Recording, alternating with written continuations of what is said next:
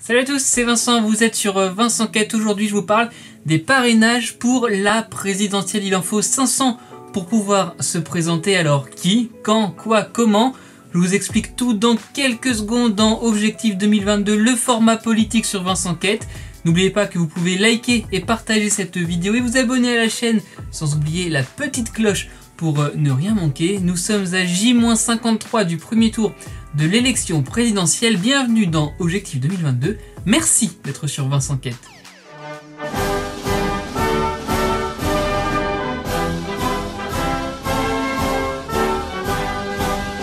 Depuis le jeudi 27 janvier jusqu'au vendredi 4 mars 18h, c'est bien précis, les élus habilités peuvent parrainer un candidat à l'élection présidentielle. Et je vais commencer cette vidéo avec une question toute simple.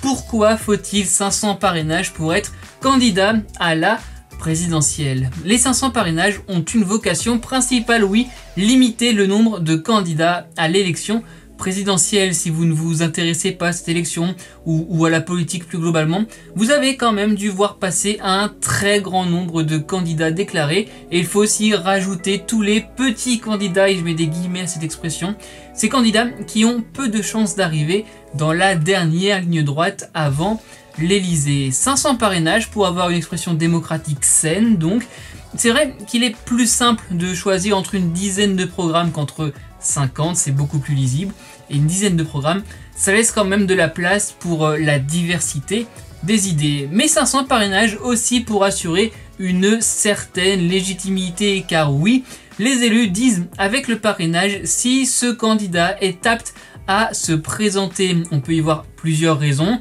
notamment la présence des idées du candidat parmi la population, et c'est souvent reflété ça par les sondages, on en parle souvent dans les médias. C'est aussi pour éviter des candidatures inutiles, farfelues, insensées, bref, on veut du sérieux, on parle quand même de la présidentielle. Donc, si je résume cette première partie, les parrainages, c'est un gage de lisibilité et de légitimité à présenter un programme. Ce n'est pas un soutien politique, ou en tout cas, ce n'est pas censé être un soutien politique, même si on le voit un peu comme ça aujourd'hui, alors que non, ce n'est pas le cas. Cette année, environ 42 000 élus sont habilités à parrainer un candidat. 42 000 sur 46 millions de Français inscrits sur les listes électorales. Ça fait 0,09% du corps électoral français. Car oui, le parrainage est facultatif. Aucun élu n'est obligé de le faire, mais ils ne peuvent parrainer qu'un seul candidat. Et une fois que leur choix est fait, impossible de revenir en arrière. Alors, vous voyez quel type d'élus, entre guillemets, peuvent parrainer les candidats. Je vous en donne quelques-uns. Les maires, les députés, les sénateurs, les eurodéputés, mais aussi les conseillers régionaux et départementaux. Et c'est vrai qu'on parle souvent des maires pour ces parrainages, puisqu'ils sont les plus nombreux en France à être habilités. Vous voyez à côté de moi maintenant le formulaire de parrainage. Il a été envoyé à tous ces élus par le Conseil constitutionnel. On remplit la partie perso, on écrit le nom du candidat ou de la candidate qu'on veut parrainer et on respecte l'ordre des mots, l'ordre du formulaire tout simplement, sinon le parrainage est invalide. Et on dit ensuite quel type d'élu on est, ce sont les catégories que je viens de vous montrer.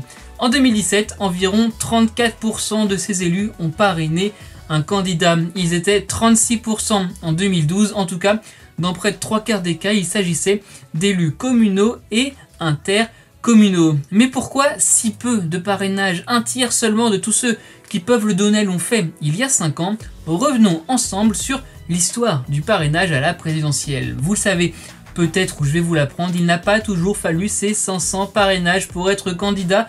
Retour en arrière. Je pense faire assez vite une vidéo sur l'histoire de la 5e République, alors je vais aller assez vite sur les détails dans cette vidéo. En 1962, avec Charles de Gaulle et les débuts de la 5e République, on passe à un président élu par le peuple directement au suffrage universel direct. C'est l'élection présidentielle. Il faut alors 100 présentations, et oui c'est le terme officiel alors qu'on parle tous des parrainages, 100 présentations dans au moins 10 départements. Le nom des élus n'est alors pas rendu public. En 1976, avec Valéry Giscard d'Estaing, on passe aux règles actuelles, 500 parrainages dans au moins 30 départements et pas plus de 50 par département pour chaque candidat.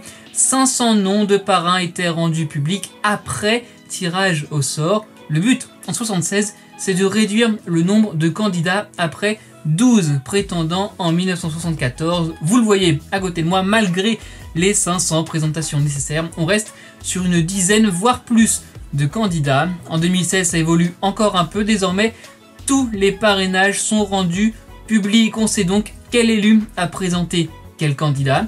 Ça fait partie des lois sur la transparence de la vie publique. À 53 jours du premier tour, qui a ces parrainages? Vous le voyez à l'écran, ils ne sont pas nombreux à avoir leurs 500 signatures. Enfin, pas nombreux si on regarde le nombre total de prétendants cette année, et je ne les ai pas tous mis sur l'image que vous voyez actuellement.